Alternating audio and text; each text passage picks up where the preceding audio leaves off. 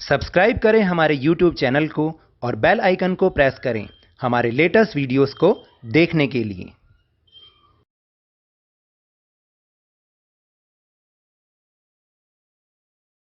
Hello and welcome to Lavneesh Sir की class. This is Directorate of Education GNCT of Delhi's worksheet number 6, and it is only for class 6 students. It has taken from the subject social science, and we will learn and understand the topic oceans in this worksheet. तो student, आज की इस worksheet में हम oceans के बारे में जानकारी लेंगे। ओशंस के बारे में कुछ चीज़ों को, इन्फॉर्मेशन को हम अंडरस्टैंड करेंगे। आपको याद है ना, लास्ट वर्कशीट में हमने कॉन्टिनेंट्स के बारे में सीखा था या नहीं सीखा था? सो in this worksheet we'll learn about oceans. So without wasting our time, let's start and understand with me.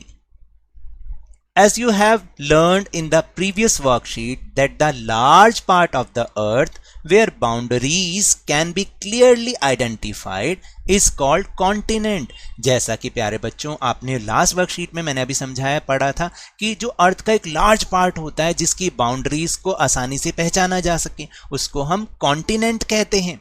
Today we will learn about the oceans that surround these continents. आज हम ओशंस के बारे में यानी कि महासागरों के बारे में पढ़ेंगे जो कि इन कॉन्टिनेंट्स को चारों तरफ से घेरे रखते हैं, है ना। More than 97% of the earth's water is found in the oceans.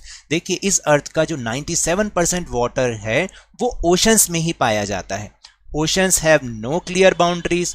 Oceans की कोई क्लियर बाउंड्रीज नहीं होती, जैसे कि कॉन्टिनेंट की क्लियर बाउंड्रीज होती है ना, लेकिन ओशंस की कोई क्लियर बाउंड्रीज नहीं होती। The 5 major oceans are the Pacific Ocean, the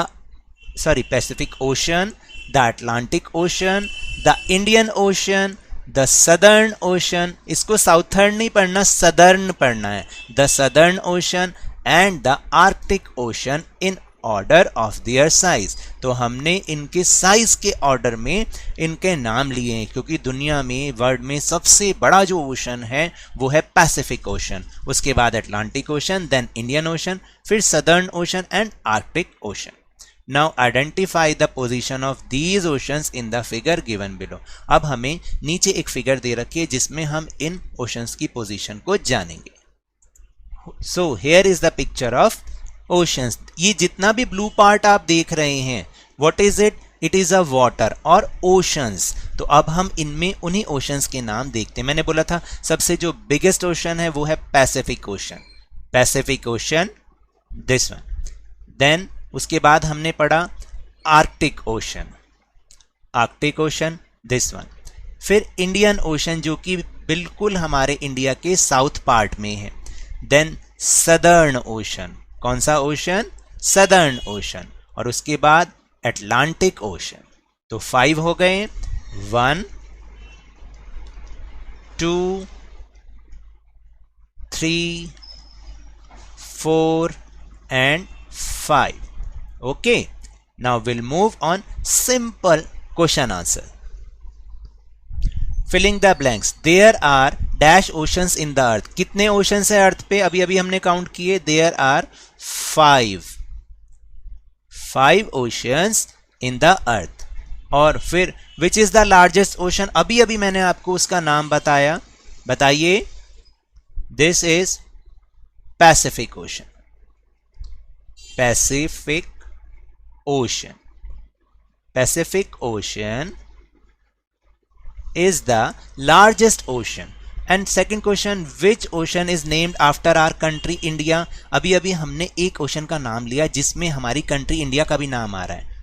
कौन सा ओशन है बताइए? This is Indian ocean.